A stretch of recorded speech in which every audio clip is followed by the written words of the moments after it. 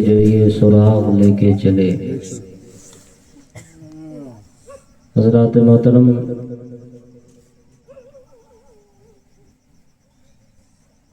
بہت دیر سے آپ سبھی حضرات تشریف رکھے ہوئے ہیں اور ایک کے بعد دیگر حضرات سے نعت و منقبت کے اشعار بھی سماعت کیے۔ مجھ سے پیشتر بہت ہی بہترین تقریر، نصیحت بھری تقریر آپ سبھی حضرات نے سماعت کیا۔ یقیناً جو تقریر مجھ سے پہلے ہوئی ہے آپ نے سماعت کیا ہے، اب اس کے بعد کسی اور تقریر کی ضرورت نہیں ہے۔ انہی باتوں پر اگر ہم سبھی حضرات مل کر کے عمل پیرا ہو جائیں اور ان تمام باتوں کو اپنی زندگی میں عملی جامہ پہنا کر کے اپنی زندگی بسر کریں تو انشاءاللہ تبارک و تعالی دونوں جہان میں ہم اور آپ کامیاب ہوتے ہوئے نظر آئیں گے۔ کیونکہ وقت بھی زیادہ ہو چکا ہے، اس لیے تھوڑی دیر کے لیے میں بھی آپ سبھی حضرات کے سامنے حاضر آیا ہوں۔ دعا کریں اللہ تبارک و تعالی ہم سب کو حق بولنے، حق سننے اور حق پر عمل کرنے کی توفیق عطا فرمائے۔ ایک مرتبہ اور درود پاک پڑھیں صلی اللہ علیہ النبی الامی وآلہ صلی اللہ علیہ وسلم۔ صلاۃ و سلام علیک سیدی یا رسول اللہ صلی اللہ تعالی علیہ وسلم۔ نعت پاک کا ایک مطلع، دو تین شعر مجھ سے بھی آپ حضرات سماعت کر لیں۔ خامِ فکر پہ اوصاف رقم تیرے ہیں، خامِ فکر پہ اوصاف رقم تیرے ہیں، خامِ فکر پہ اوصاف رقم تیرے ہیں، لب پہ نغمے اے شہنشاہ تیرے ہیں، لب پہ نغمے شہنشاہ تیرے ہیں، لب پہ نغمے۔ اب یہاں سے شعر سماعت کر لیں۔ کون ہے صاحب لولاک لمع تیرے سوا، کون ہے صاحب لولاک لمع تیرے سوا، لمع تیرے سوا، یہ جہاں وہ جہاں، یہ جہاں وہ جہاں، سب رب کی قسم تیرے ہیں، یہ جہاں وہ جہاں، سب رب کی قسم تیرے ہیں، خام فکر میں اوصاف رقم تیرے ہیں، خام فکر میں۔ اور یہ بھی شعر سماعت کر لیں۔ کیسے ہو تیری تجلی کا ہمیں اندازہ، کیسے ہو تیری، کیسے ہو تیری تجلی کا ہمیں اندازہ، کیسے ہو تیری تجلی کا ہمیں اندازہ، ہمیں اندازہ، یہ جو خورشید و قمر ہیں یہ حرم تیرے ہیں، یہ جو خورشید و قمر ہیں یہ حرم تیرے ہیں، خام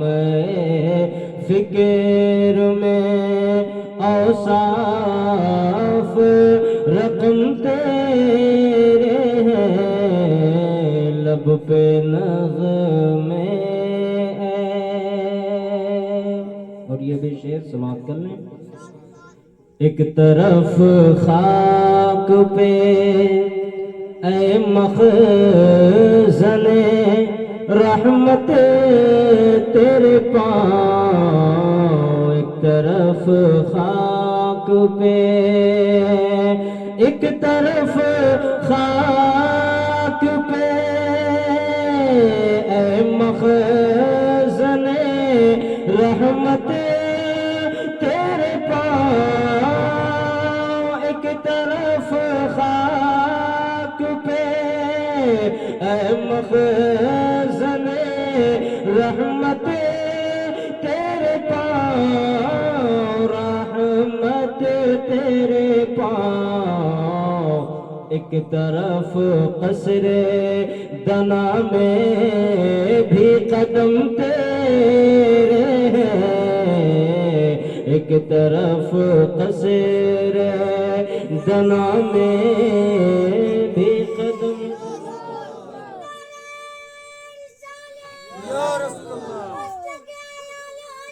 زندہ باد، جشن عید میلاد النبی زندہ باد، جشن عید میلاد النبی زندہ باد، نعرہ تکبیر، نعرہ رسالت، یا رسول اللہ ایک طرف قصر دنا میں بھی قدم تیرے ہیں، لب پہ نغمے اے شہنشاہ امم تیرے ہیں، لب پہ نغمے اے، اور آخری شعر سماعت کر لیں۔ یہ وفا بس دم ہستی میں نہیں ہے محدود، یہ وفا بس دم، یہ وفا بس دم ہستی میں نہیں ہے محدود، یہ وفا بس دم ہستی میں نہیں ہے محدود، نہیں ہے محدود، موت کے بعد بھی، موت کے بعد بھی ہم تیری قسم تیرے ہیں، موت کے بعد بھی ہم تیری قسم تیرے ہیں، خام فکر میں اوصاف رقم تیرے ہیں، لب پہ نغمے اے شہنشاہ تیرے ہیں۔ درود پاک پڑھیں صلی اللہ علیہ نبی المی والہ صلی اللہ علیہ وسلم، صلاۃ و سلام علیک سیدی یا رسول اللہ صلی اللہ تعالی علیہ وسلم۔ حضرات محترم، میں نے پہلے بتایا کہ جو تقریر مجھ سے پہلے ہوئی ہے، یقیناً ہر بات پر عمل کرنے کی ہمیں اور آپ کو سخت ضرورت ہے۔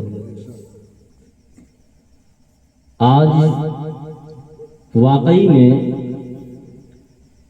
ہم نے اور آپ نے اسلام کو سمجھا نہیں، اسلام کس مشکلات کے ساتھ کتنی پریشانیاں جھیل کر کے ہم تک اور آپ تک پہنچا ہے۔ ہم نے صرف اور صرف اسلام کے نام پر مذاق بنا لیا ہے۔ آپ تاریخ اگر دیکھیں، تاریخ پڑھیں تو آپ کو پتہ چلے گا، بہت سارے لوگ آج مسلم قوم کی غریبی کا رونا روتے ہیں کہ مسلم قوم بڑی غریب ہے، اس لیے مسلمانوں کو ہر طرف رسوائی کا منہ دیکھنا پڑ رہا ہے، مسلمان اس لیے پستی کی طرف جا رہے ہیں کیونکہ مسلمان قوم بہت غریب ہے۔ لیکن شاید ان کو معلوم نہیں کہ ڈاکٹر اقبال نے اپنے ایک شعر میں کہا تھا، جس کا مصرع یہ ہے کہ زوال بندے مومن کا بے زری سے نہیں، یعنی مسلمانوں کے اوپر جو زوال ہے وہ اس وجہ سے نہیں ہے کہ مسلمان قوم غریب ہے۔ ہم نے وہ تاریخ پڑھی ہے کہ جس وقت مسلمان قوم غریب تھی، مسلمان غریب تھے۔ آپ تاریخ کا چیپٹر اٹھا کر کے اگر دیکھیں تو تاریخ کے چیپٹر میں ایک باب آپ کے سامنے یہ آئے گا کہ حضرت ابو بکر و عمر مسجد نبوی شریف کے باہر کھڑے، بھوک ستاتی ہے گھر میں، گھر سے باہر نکل کر کے آئے، مسجد نبوی شریف کے باہر کھڑے ہو گئے۔ اتنے میں آقا کریم صلی اللہ تعالی علیہ وسلم بھی اپنے گھر سے باہر آئے، مسجد نبوی شریف کی طرف بڑھے تو دیکھا کہ راستے میں حضرت ابو بکر و عمر کھڑے۔ ان دونوں کی نگاہ رسول پاک صلی اللہ علیہ وسلم کے چہرے زیبا پر پڑی ہے تو دیکھتے کیا ہے کہ آقا کریم صلی اللہ تعالی علیہ وسلم کے چہرے سے نقاہت کے، کمزوری کے آثار نظر آ رہے ہیں۔ ایسا لگتا ہے کہ جیسے رسول پاک نے کئی دن سے کھانا نہیں کھایا۔ آقا کریم صلی اللہ علیہ وسلم نے ارشاد فرمایا، ابو بکر و عمر، اس کڑکتی دھوپ میں، گرمی کی شدت میں تم لوگ باہر کیا کر رہے ہو؟ ساری دنیا اپنا اپنا دروازہ بند کر کے اپنے گھروں میں اندر ہے، تم کیوں باہر کھڑے ہو؟ حضرت عمر رضی اللہ تعالیٰ عنہ نے عرض کیا، یا رسول اللہ، 2 دن ہو گیا ہمارے پیٹ میں ایک دانہ بھی نہیں پہنچا ہے، بھوک کی وجہ سے بے چین ہو کر کے ہم گھر سے باہر نکل کر کے آئے، آپ کی بارگاہ میں حاضر ہوئے۔ ہم لوگوں نے سوچا کہ ایک مرتبہ آپ کے چہرے اقدس پر نگاہ ڈال دوں تو ہو سکتا ہے آپ کے چہرے کو دیکھ کر کے ہماری بھوک مٹ جائے، ہماری پیاس مٹ جائے۔ یا رسول اللہ، یہی وجہ ہے کہ ہم اپنے گھروں سے اس کڑکتی دھوپ میں بھی باہر نکل کر کے آ گئے۔ رسول پاک نے جب اتنی بات سنی، آقا کریم صلی اللہ تعالی علیہ وسلم نے ارشاد فرمایا، ابو بکر و عمر،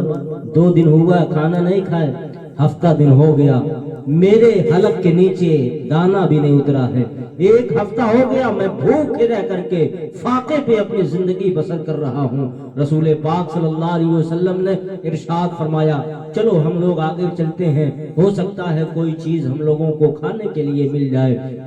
نبی پاک صلی اللہ تعالی علیہ وسلم اپنے دونوں صحابہ کے ساتھ مدینے کی گلیوں سے گزر کر کے آگے بڑھ رہے تھے۔ حضرت ابو ایوب انصاری کے گھر جب آپ پہنچتے ہیں تو آپ کی خوشبو پا کر کے حضرت ابو ایوب انصاری اپنے گھر سے باہر آتے ہیں، آنے کے بعد سلام عرض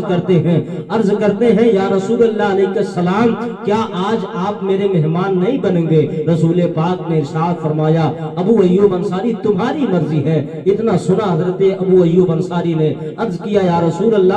آپ میرے گھر کے اندر تشریف لائیں۔ حضرت ابو ایوب انصاری اپنے گھر کے اندر حضور کو لے کر کے پہنچے ہیں، چٹائی بچھائی ہے، چٹائی بچھانے کے بعد جو ہے آپ نے دسترخوان بچھایا ہے، دسترخوان بچھانے کے بعد اپنے گھر کا ایک بکری کا بچہ ذبح کر کے رسول پاک صلی اللہ علیہ وسلم کے لیے کھانے کا انتظام کرنے کے لیے اپنے گھر والوں کو دیا، اور دینے کے بعد خود آ کر کے رسول پاک کی بارگاہ میں بیٹھ گئے۔ چہرے پر نگاہ پڑتی ہے تو دیکھتے کیا ہے کہ رسول پاک صلی اللہ تعالی علیہ وسلم کئی دنوں سے بھوکے ہیں، آپ کے چہرے سے نقاہت اور کمزوری کے آثار بالکل صاف صاف نظر آ رہے تھے۔ حضرت ابو ایوب انصاری گھبرا گئے، اتنے میں اٹھتے ہیں اور دوڑ کر کے اپنے باغ کی طرف جاتے ہیں، کھجوروں کا خوشہ توڑ کر کے لاتے ہیں اور لانے کے بعد رسول پاک کی بارگاہ میں رکھ دیتے ہیں، عریضہ پیش کرتے ہیں یا رسول اللہ علیہ السلام جب تک کھانا تیار ہو رہا ہے تب تک آپ لوگ کھجور کو تناول فرمائیں، کھجور کھا کر کے اپنی بھوک کو مٹائیں۔ اتنا سنا رسول پاک صلی اللہ علیہ وسلم نے آپ لوگوں نے کھجور کو کھانا شروع کر دیا۔ کچھ ہی وقت گزرا تھا کہ اندر سے آواز آئی کھانا تیار ہے، اندر گئے، لا کر کے دسترخوان بچھایا اور بچھانے کے بعد اس کے اوپر آپ نے لا کر کے جو کھانا بنا تھا اس کو سجا دیا دسترخوان کے اوپر۔ اب کھانا سجانے کے بعد رسول پاک صلی اللہ علیہ وسلم کی بارگاہ میں عرض کیا یا رسول اللہ آپ کھانا تناول فرمائے۔ رسول پاک نے جب اس کھانے کے اوپر سے چادر کو ہٹایا ہے تو آپ نے جب دیکھا ہے کہ سالن ہے اور روٹیاں بنی ہوئی ہیں، آپ نے 2 روٹی اٹھائی ہے اور سالن کے اندر سے چند بوٹیاں نکال کر کے اس روٹی پر رکھا ہے اور خادم کو بلا کر کے رسول پاک علیہ الصلوۃ والتسلیم نے ارشاد فرمایا ہے اے خادم جاؤ میرے گھر دے کر کے آؤ، میری بیٹی فاطمہ آج 1 ہفتے سے بھوکی ہے۔ آپ ذرا غور کریں، یہ اسلام کے اس وقت کی تاریخ میں آپ کے سامنے رکھ رہا ہوں جب اسلام کے مسلمانوں کے پاس اور اسلام کے ماننے والوں کے پاس جو ہے 2 وقت کے کھانے میں اثر نہیں ہوتے تھے، لیکن اس وقت اسلام ذلیل نہیں ہوا تھا، اس وقت بھی اسلام رسوا نہیں ہوا تھا، بلکہ اس وقت اسلام جو ہے اسلام عزتوں کی مسلک پر سرفراز تھا، اسلام اس وقت جو ہے ترقیوں کی راہ پر گامزن تھا۔ لیکن آج کیا وجہ ہے کہ آج مسلمان ایک ٹائم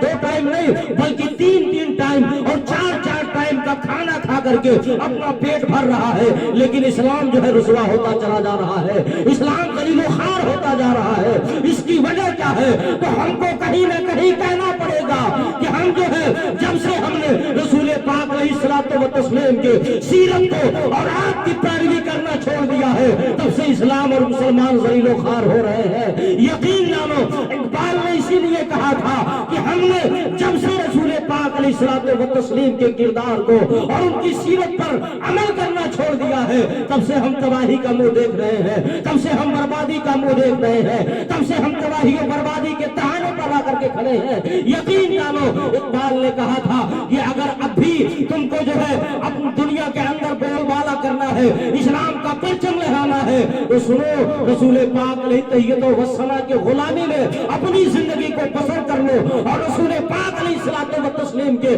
نام پر مر مٹنے کا جذبہ اپنے دلوں میں پیدا کر لو۔ یاد رکھو یہاں بھی اسلام کا پرچم لہرائے گا، آخرت میں بھی اسلام کا پرچم لہرائے گا۔ حضرات گرامی ذرا آپ سوچیں، یہ اسلام کے اس وقت کی کہانی ہے جب اسلام کے ماننے والوں کے پاس 1 وقت کا کھانا بھی میسر نہیں تھا، ہفتہ فاقے پر لوگ اپنی زندگی بسر کرتے تھے، لیکن اسلام اس وقت بھی رسوا نہیں ہوا تھا۔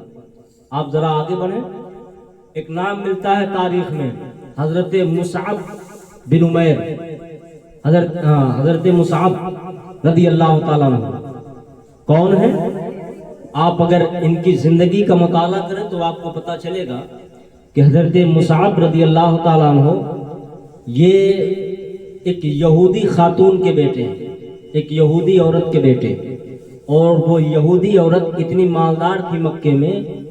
کہ اس کا نام چلتا تھا، لیکن حضرت مصعب بن عمیر رضی اللہ تعالیٰ عنہ کی نگاہ میرے سرکار کے چہرے انور پر پڑی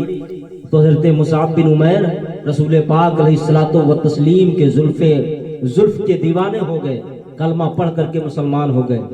ان کی ماں یہودی تھی، جب اس کو معلوم ہوا کہ میرا بیٹا وہ محمد کا کلمہ پڑھ کر کے مسلمان ہو گیا تو اس نے جو زندگی کی ساری آشائشیں تھیں اپنے بیٹے کو دے رکھی تھی، وہ ساری آشائشیں اپنے بیٹے سے چھین لی۔ تاریخ میں آتا ہے کہ حضرت مصعب بن عمیر اتنا خوشبوش لباس پہنتے تھے اپنے جسم پر، اتنا اچھا لباس پہنتے تھے اپنے جسم پر کہ پورے مکے میں اتنا اچھا لباس کوئی نہیں پہنتا تھا۔ اتنی بہترین خوشبو اپنے لباس میں لگاتے تھے کہ جس گلی سے گزر جاتے تھے لوگ ان کی خوشبو کو سونگھ کر کے سمجھ آیا کرتے تھے کہ لگ رہا ہے اس راستے سے مصعب بن عمیر کا گزر ہوا ہے۔ اتنا خوشبوش، اتنے امیر آدمی تھے، لیکن جب اسلام کا کلمہ پڑھ لیا تو ان کی ماں نے زندگی کی ساری آشائشیں ان سے چھین لی، ساری سہولیات چھین لیے۔ جب حالات بگڑ گئے حضرت مصعب بن عمیر حبشہ کی طرف ہجرت کر گئے۔ اس کے بعد جب کچھ ملک کے حالات بہتر ہوئے تو حضرت مصعب بن عمیر حبشہ سے پھر ہجرت کر کے مکہ مکرمہ تشریف لائے، مدینہ منورہ تشریف لائے۔ آقا کریم علیہ الصلوۃ والتسلیم تشریف فرما ہے، حضرت مصعب سامنے سے گزر رہے تھے، حضرت مصعب سامنے سے گزر رہے تھے۔ رسول پاک کی جب نگاہ حضرت مصعب کے اوپر پڑی نا تو آقا کریم صلی اللہ علیہ وسلم رونے لگے، آپ کے آنکھوں سے آنسو بہنے لگے۔ ارشاد فرماتے ہیں صحابہ دیکھو تو وہ کون ہے، کیا میری آنکھیں دھوکہ تو نہیں کھا رہی؟ یا رسول اللہ وہ تو مصعب ہے۔ کہا ہاں میں بھی سمجھ رہا ہوں وہ مصعب ہے، لیکن میں نے دیکھا تھا کہ مصعب بن عمیر مدینے کی گلیوں میں جب رہتا تھا تو میں نے دیکھا تھا کہ جتنا خوشبوش لباس وہ پہنتا تھا، جتنا اچھا لباس وہ پہنتا تھا، پورے مدینے میں کوئی اتنا اچھا لباس نہیں پہنتا تھا، جتنی اچھی خوشبو وہ لگاتا تھا پورے مدینے میں کوئی اتنی اچھی خوشبو نہیں لگاتا تھا۔ لیکن آج دیکھو میرے مصعب کے اوپر کون سا دن آ پڑا ہے کہ آج میرے مصعب کے جسم پر جو لباس ہے وہ بھی جگہ جگہ سے پھٹا ہوا ہے، جگہ جگہ پیبند رکھ کر کے جوڑا گیا ہے۔ مصعب کے جسم پر جو لباس ہے، یہی مصعب بن عمیر جو ہے میدان بدر میں شہید ہو جاتے ہیں۔ آپ کے چچا رسول پاک صلی اللہ علیہ وسلم کے چچا حضرت امیر حمزہ اور حضرت مصعب بن عمیر دونوں حضرات جب شہید ہوئے جنگ بدر میں تو ان دونوں حضرات کو کفن کا کپڑا دینے کے لیے کفن کا کپڑا بھی میسر نہیں تھا، کفن کا کپڑا بھی میسر نہیں تھا۔ رسول پاک صلی اللہ تعالیٰ علیہ وسلم نے ارشاد فرمایا کہ میری پھوپھو جو چادر لے کر کے آئی ہیں، بڑی چادر، اس چادر میں کفن حضرت مصعب بن عمیر کو دے دیا جائے، اور جو چھوٹی چادر ہے وہ میرے چچا کے لیے رکھ لیا جائے۔ ان کے چچا کو جب کفن پہنایا جانے لگا نا تو جس طرف اگر پاؤں کی طرف سر کی طرف اگر سر ڈھانکا جاتا تھا تو پاؤں کھل جاتے تھے، پاؤں ڈھانکا جاتا تھا تو سر کھل جاتا تھا۔ ذرا آپ تاریخ پڑھیں، تاریخ کا جائزہ لیں اور سمجھیں اس بات کو کہ اسلام اس وقت جبکہ اسلام مذہب اسلام کے ماننے والوں کے پاس ایک کفن کا ٹکڑا بھی دستیاب نہیں تھا، لیکن اس وقت بھی اسلام عزتوں کی مسرت پر سرفراز تھا، اسلام اس وقت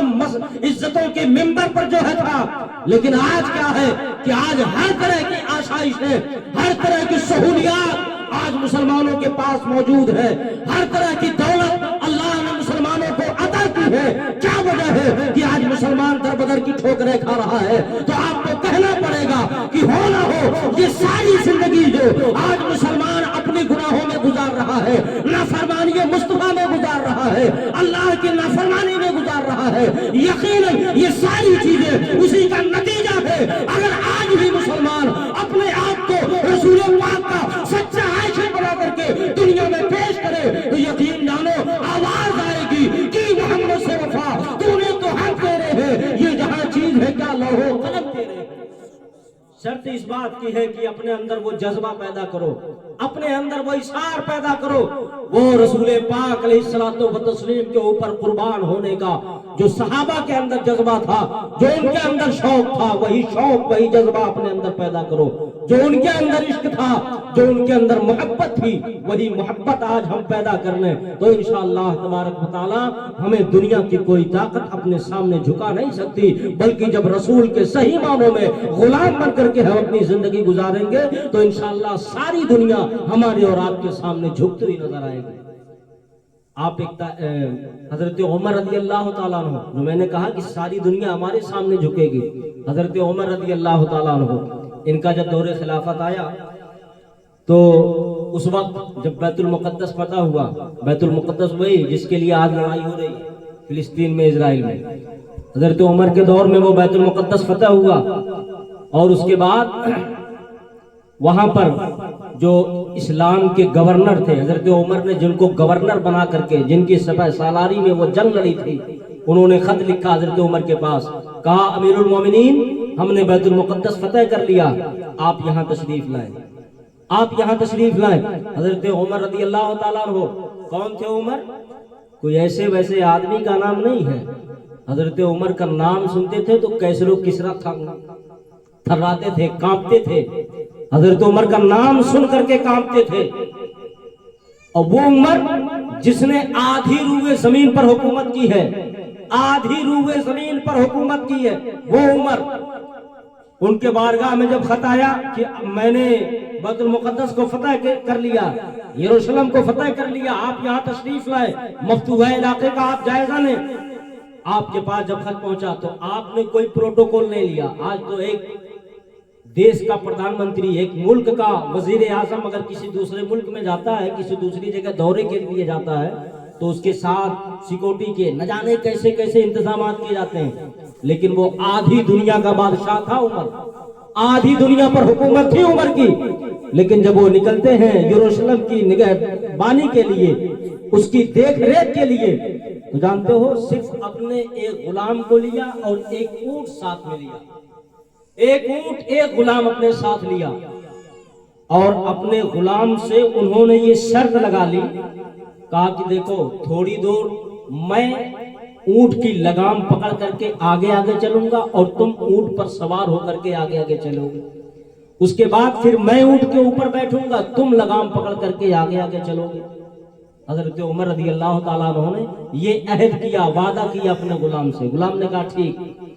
अब चलने लगे, थोड़ी दूर वो बैठते, थोड़ी दूर वो बैठते। लेकिन जिस इलाके में जा रहे थे, जो मफ्तूहा इलाका था, जहां यहूदियों का कब्जा था, जब उस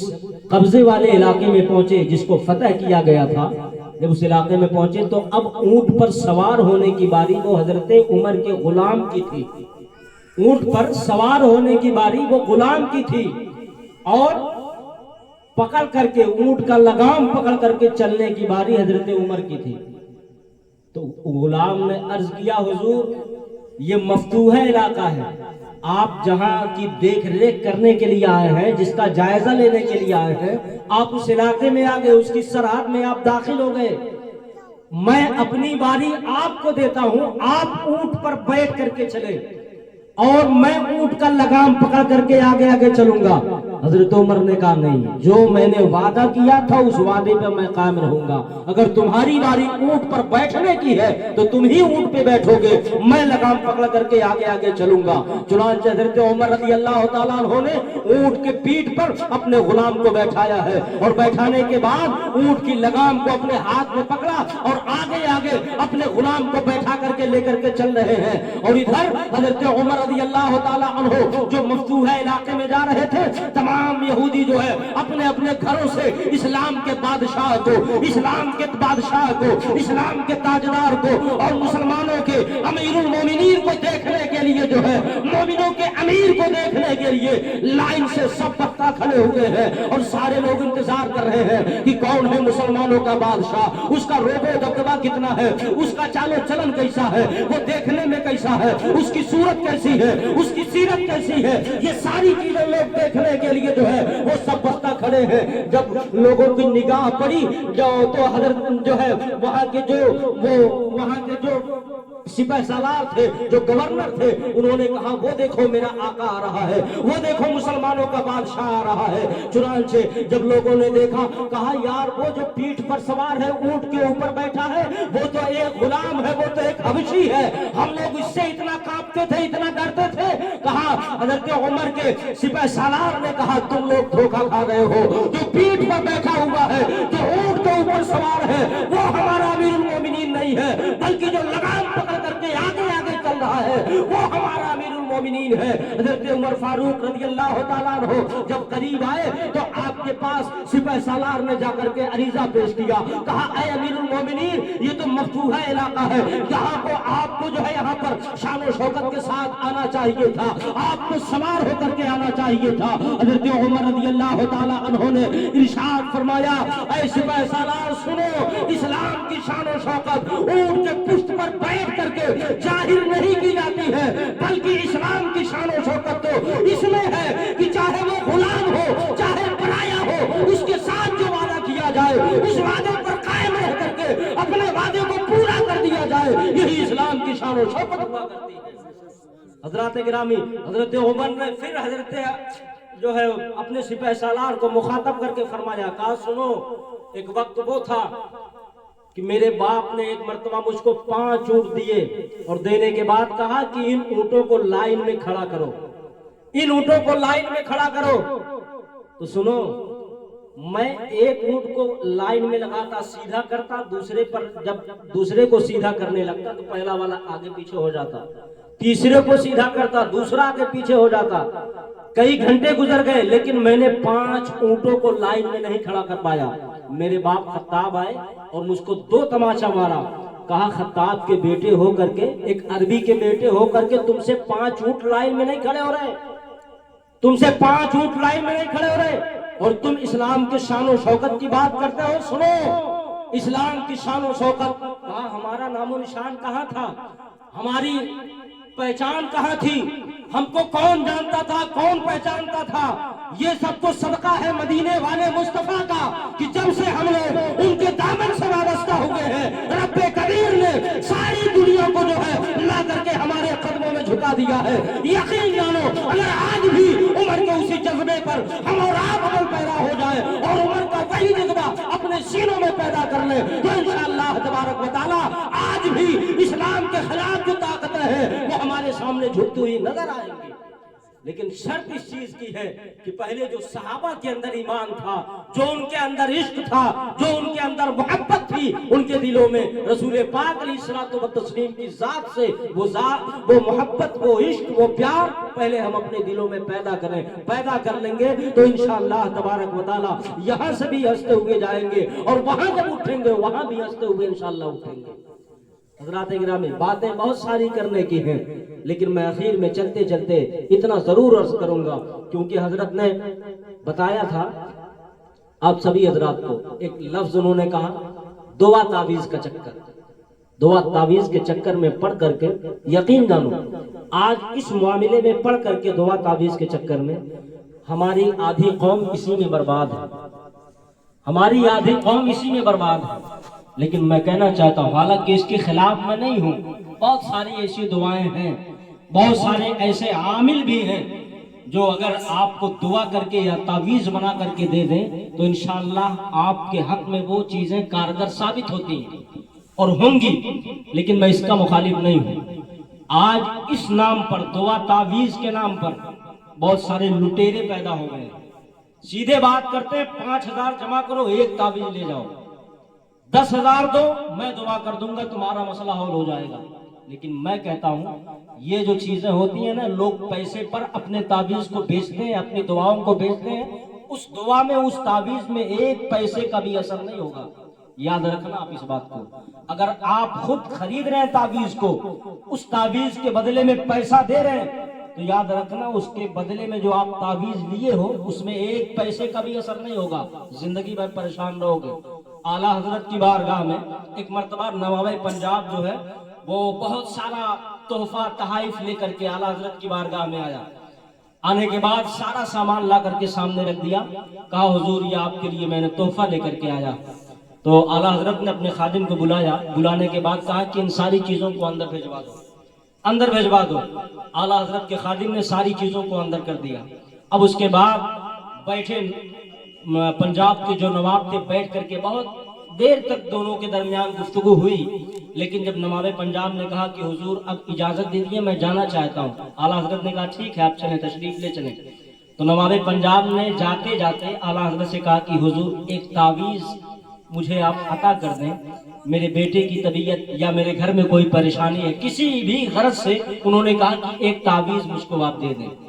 ایک تعویذ آپ مجھ کو دے دیں۔ اعلیٰ حضرت نے اپنے خادم کو بلایا، بلانے کے بعد کہا کہ نواب پنجاب نے جتنا تحفہ تحائف اور جتنے نذرانے لے کر کے آئے سب کو باہر نکالو، سب کو باہر نکالو۔ خادم نے لا کر کے سارا تحفہ تحائف نذرانہ سب کچھ لا کر کے رکھ دیا، اور اس کے بعد پھر نواب پنجاب سے کہا کہ اس کو آپ اپنی گاڑی میں لوڈ کروا لیں، اس کے بعد میں آپ کو تعویذ دینے کے لیے تیار ہوں۔ اعلیٰ حضرت نے پھر تعویذ لکھا، لکھ کر کے جو ہے اور نواب پنجاب کو دے دیا۔ نواب پنجاب نے کہا کہ حضور یہ معاملہ سمجھ میں نہیں آیا، کہا یہ تعویذ لکھوانے کے لیے آپ اتنا سارا تحفہ تحائف اور اتنا سارا نذرانہ لا کر کے مجھے دے رہے ہیں، آج میں ان تحفوں کو، ان تحائف کو رکھ کر کے اور اس نذرانے کو رکھ کر کے آج میں اگر آپ کو تعویذ دوں گا تو ہماری قوم جو ہے یہ سمجھے گی کہ اعلیٰ حضرت نے اپنے لیے، اعلیٰ حضرت نے جو ہے پیسہ لے کر کے، نذرانہ لے کر کے تعویذ دیا ہے۔ احمد رضا نے تعویذ دیا ہے تو پیسے کے بدلے میں، نذرانے کے بدلے میں، تحفے کے بدلے میں، اس لیے میں یہ تحفہ تحائف تمام واپس کرتا ہوں، آپ اس کو لے کر کے جائیں اور یہ تعویذ بھی ساتھ میں لے کر کے جائیں۔ جب آپ کو صرف ملاقات کرنا مقصد ہوگا تو آپ آئیے گا، پھر جو ہے آپ جتنا تحفہ لائیں گے میں اس کو قبول کر لوں گا۔ تو یہ بات یقین جانو، اگر آپ پیسہ دے کر کے تعویذ لے رہے ہیں تو پھر کسی کام کی وہ تعویذ نہیں ہے۔ سب سے بڑھیا نسخہ میں آپ کے سامنے پیش کر کے رخصت ہو جا رہا ہوں۔ اگر ہمارے گھروں میں نمازوں کی پابندیاں ہونے لگے، ہمارے گھروں میں تلاوت قرآن مقدس ہونے لگے، تو انشاءاللہ نہ ہمیں کسی بابا کے پاس جانے کی ضرورت پڑے گی اور نہ ہی ہم کسی مصیبت، کسی پریشانی میں آ کر کے جو ہے ان سون سے اپنی زندگی کے مسائل کی شکایتیں کرتے پھریں گے۔ اگر یہ ہم نے آپ نے نمازوں کی پابندیاں کر لی، ہم نے آپ نے اپنے گھروں میں قرآن مقدس سے اپنے گھروں کو سجا لیا، اس کی تلاوت سے اپنے گھروں کو سجا لیا، صبح شام قرآن مقدس کی تلاوت کی آواز جو ہے ہمارے گھروں میں گونجے گی، تو یاد رکھے کہ جتنی آفتیں بلائیں، جتنی پریشانیاں اور جتنے آسیب آپ کے گھر میں دفن ہوں گے، وہ سارے آسیب، ساری پریشانیاں، ساری مشکلات جو ہے ہمارے گھروں سے دور ہوتی ہوئی نظر آئیں گی، اور اللہ کی رحمتیں، اس کی برکتیں ہمارے گھروں پر نازل ہوتی ہوئی نظر آئیں گی۔